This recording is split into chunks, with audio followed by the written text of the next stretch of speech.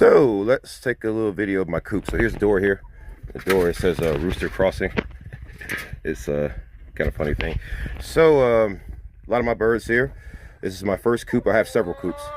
They tear off the roofs of these freaking feeders. God, that's just what they do. So I use a little bit of Coop Refresh, Coop Recuperate, about a lot of that. And then to supplement some of their feed, I order dried black soldier fly larvae, about 11 pounds. I get 2 boxes of these a month. That's a lot of black soldier fly larvae. So for their feed, I have several feed buckets, but I keep one permanently in here. So here it's just layer pellets for the most part, that you're gonna see. But then down at the bottom I have some cracked corn, and I have some scratch canes mixed in there. And then let me show you the area. It's quite enormous. So as you can see, it's an outdoor area. So I leave a lot of those vines over there. Those actually are blackberry bushes actually that's growing. I'll show you on the outside how they're growing on the outside. I leave those there because chickens like to eat the leaves. So I don't mess with it. As you can see, you can kind of see here what I feed them. This is their big feeder. So it's a lot of layer pellets. Before our roosters, we put a lot of scratch grains and cracked corn. There's also some oyster shells that's actually in there. One of my roosters is right there. It's King Kong. No, that's not King Kong. That's Godzilla. That's Godzilla, and that's King Kong. He's the main rooster. We have 2 roosters in here, but they get along because he's the dominant one. So for feeders and waterers, I got one big one here because I like to try to limit the amount of pests that show up here. And then we have those 2 there. And usually that's why they come by the door. I want them to come by the door, so in case I have to like move one out because one's sick, that's why I put those feeders there, so I can kind of lure them there without having to go chase them, because chasing the chicken is not fun. And then these big beams, you might be asking, why am I leaving these on the ground? Well, it's because in case this net here falls, I need a way to do it without my wife's help, because my wife has some health issues. So I have these beams here, and I'll make them up basically upright, and I'll put them up.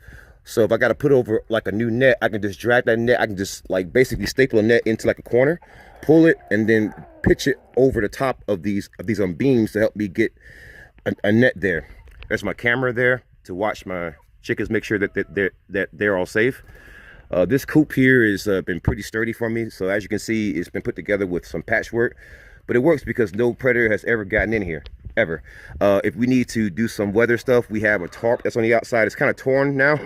My dogs got to it, so we have another big tarp that's outside though. It's on the ground. Like I can show you. Let's see. It's a lot of trash out here. I'm been cleaning up the coop, but there's another big tarp. There's 50 by 100 feet. So, but as you can see, this to let you know how big this coop courtyard, this is not really a chicken coop, this is a chicken courtyard. Let you know how big it is. It is this net here is 50 by 100 feet long, and as you can see, you know, it doesn't, I mean, I almost ran out of space here, you know. So that's just the outside area. Now let's go to the inside. Yeah, they have an inside and an outside area. So this is where they lay here. This is all their boxes. It's enough for a lot of birds, and we even have some more waterers here. I gotta plug those holes. Got a lot of more work because this is a patchwork thing that I've been doing. And their heater is here. They don't really need it per se because they're chickens. They can tolerate cold, but I keep it there just because. And the limited amount of flies that they gotta deal with, I've been putting up these strips, and this some here. But let's see if they got some eggs that laid in here. Yeah, they got a few in here. I can see. So on the outside, you can see they're taking their dust baths, and for their dust baths, I buy this product here. It's called Preen Queen. It's for our dust baths. They love it. They love it. They love to mess with it and flip and flop around. Let me show you what I put in their water. But before that, as you can see, I was doing some cutting here. So the reason why I don't cut these leaves here too much is because these are blackberry bushes. And whenever I let the chickens out, because sometimes I will let them out, even though I don't really have to. I let them out so they can come around here and eat all these leaves. They love blackberry bushes. I don't know what it is. They love it, and I let them have it. So for their water, I give them Flock Leader Recover 911. The reason why I go with that versus buying a bunch of other stuff is because I learned over time there's no point in doing that. This stuff has everything you need in it, pretty much from the outset. They got electrolytes, probiotics, prebiotics, and oregano. I also, for their vitamins, I give them Durastat vitamins and electrolytes. I know it's kind of like overkill, but I care about the birds. I also give them this vitamins, electrolytes with lacto Bacillus. I was told this is good from them, so I give them that too. And sometimes I'll pour this in there. It's called Wellness Brew into their water. It just helps them with their health, helps them get the vitamins that they need. And yeah, I buy a lot of this stuff. So here is my brooder area. I gotta clean this bedding out again, but if you ever dealt with ducks, you know. You could clean out that bedding and the very next day is gonna be filthy. Because I just cleaned this out 2.5 days ago and it's already like this again, because ducks. So there are a lot more ducks in here. There are about 7 more ducks in here that I just moved out yesterday. I'll show you the other coop and show you like which ones I just moved out. But that one in the back right there with the little fro, that's the crested, and the other 2 behind them are jumbo peckings that I got from Tractor Supply. These other 3 chicks here, these are buff Orpingtons.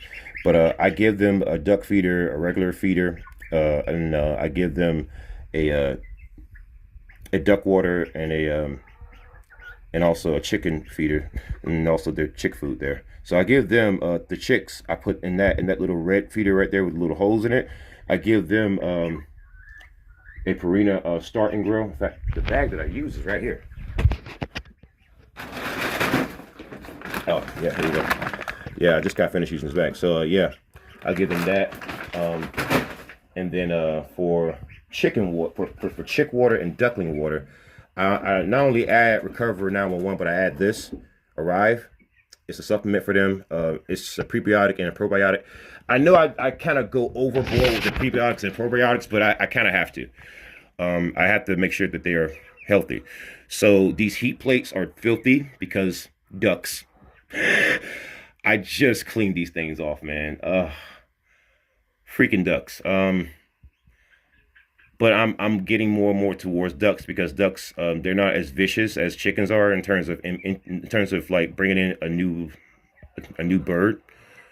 But as you can see, this thing is quite big to be a brooder at a small farm. This is something that's more commercial. So basically, I have 2 of these. So basically, if I have to ever set more space, I can just do it whenever I want to. There's a space heater outside too, so if they ever get too cold. I'm only worried about the chickens until I was thinking about age, about 12 weeks until or until I can see that their chick feathers are gone. And that little one right there, that's right near the blue duck feeder, that is my youngest one that's in here, and you can kind of still see the chick feathers on there. I don't see your adult feathers yet. So once they get their adult feathers, that's when I'll let them out. This one here is a little bit more along, but not quite ready to be outside in that cold yet. So I always go a week beyond the recommended time frame to let them out, them outside into the larger flocks. I have a product also from Flock Leader. It's called I don't know if it's Flock Leader or Durastat, but it's called No Picking Chicken. So it prevents chicken cannibalism. So you spray it on the young chicken, and the other chicks won't pick on them. And you got to do that because like chickens can be very brutal versus ducks. Ducks don't have the equipment like the sharp beaks and the spurs to tear up somebody else, but chickens do. So you got to worry about that. You can intermingle the flocks because I have, and I'm not worried about the chickens attacking the ducks. I'm only worried about if I have male ducks or drakes, and they start messing with the hens and they start being a little bit too overeager. You got to worry about that. But I stopped using the heat lamps because I don't want to start a fire. I know heat lamps can sometimes cause fires if they fall. So and some of the other toys here I got purchased and stuff that I took down because I try to keep it up, and sometimes some birds are a little bit too overeager. So I come in here and I leave things like extra mealworms for them just because like I don't want them to get like bored, and I know most people don't care about that, but I do. that's it for the brooder area. Let me show you the second coop. All right, so here's the second coop. You can hear my goats in the background there.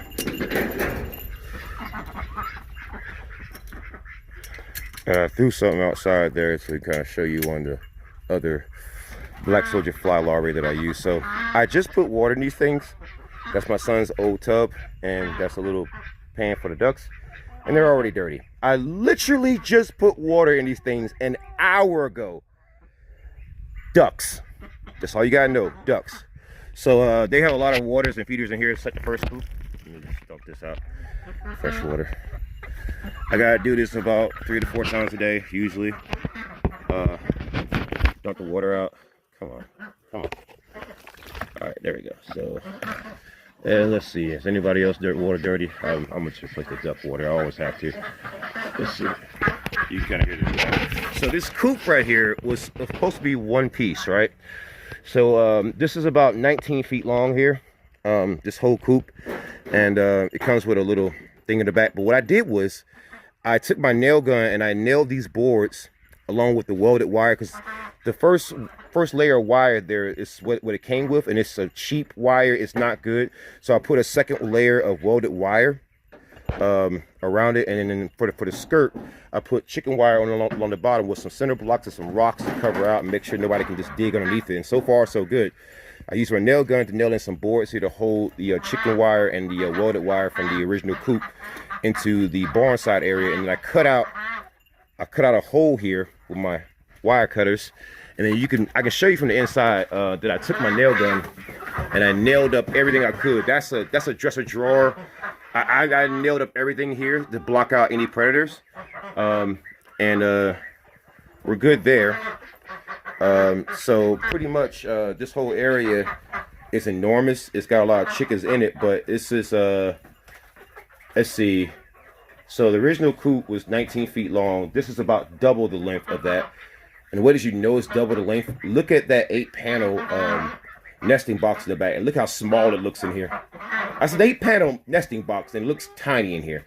And this place is so enormous that not only can I fit all the stuff in here, I can fit these gigantic feed boxes. And if you don't think this thing is big, I want you to see how big my hand is. So as you can see, it's enormous. This is for chicks. That's for ducks.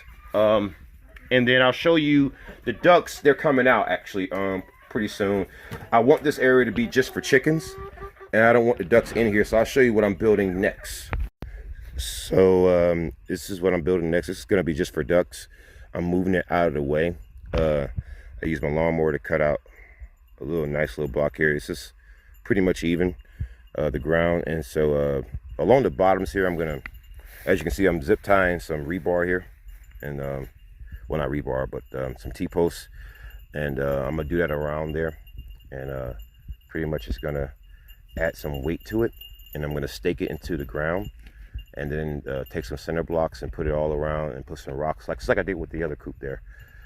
And then basically it's already done. Just got to put chicken wire around it.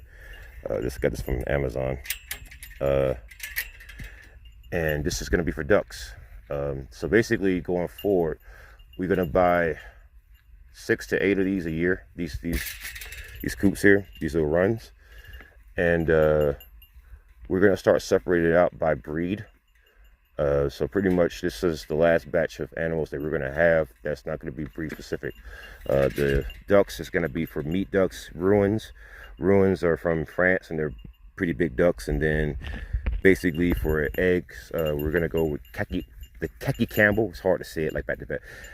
Khaki Campbell ducks, because they lay over 300 eggs a year if you take good enough care of them. And then pretty much we're going to stick to that.